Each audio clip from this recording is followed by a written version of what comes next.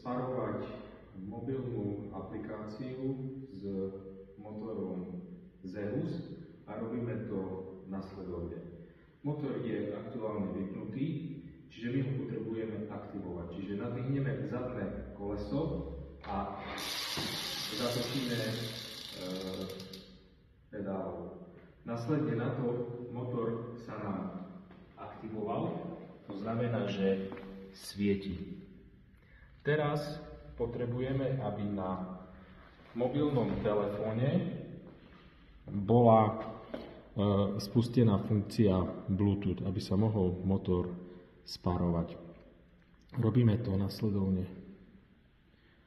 Aplikáciu, ktorú sme si už predtým zaregistrovali na svoje e-mailové konto, zapneme a v tejto ikonke vlastne dáme môj profil, moje zariadenia, my vehicles a dáme add, akože pridať nové zariadenie. Môžeme to robiť dvoma spôsobom. Prvá vec je, že nám to, akože sme aktivovali, že nám tá diódka svieti, alebo zastrčíme tam kábel zo siete.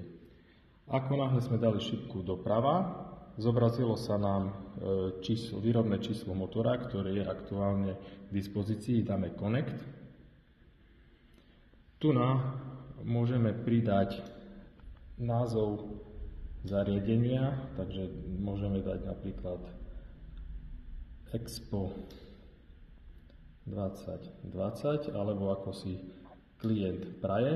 V prípade môžeme vložiť vlastný obrazok toho bicykla. A to sa dá urobiť aj dodatočne. Čiže dáme šipku doprava.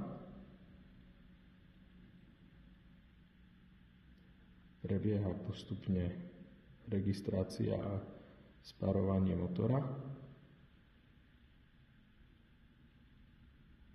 Dobre, tu je potom možnosť zadania dátum nákupu daného zariadenia, alebo dá sa to urobiť aj neskôr, v prípade vložiť ešte aj číslo alebo fotografiu faktúry. Čiže môžeme to urobiť aj neskôr, čiže preskočíme to, dáme to later.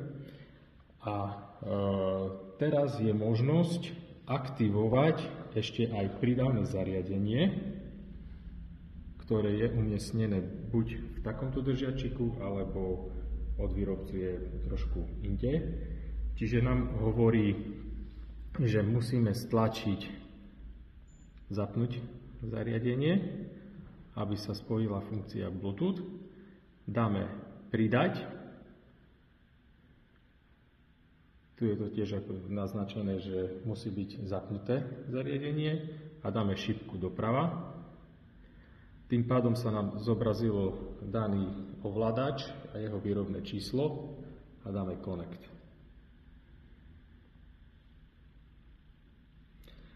Keďže my máme inštalovaný vždycky na pravej strane, tak dáme tu na pravú stranu, right. Aj pozícia tohto ovládača musí byť, že šipka smeruje dovnútra, čiže v tejto polohe.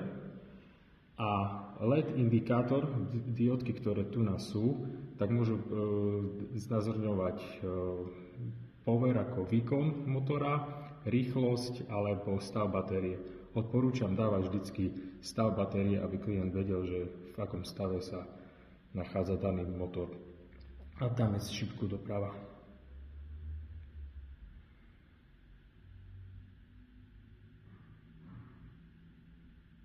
Tak, motor tým pádom má rôzne funkcie, plus, minus vypnuté a dlhšie držanie spodného znamená rekuperáciu, keď idete z kopca a keď budete držať šipku hore, tak vám urobí takú forsa, že ešte zvýši krútiaci moment na 40 Nm.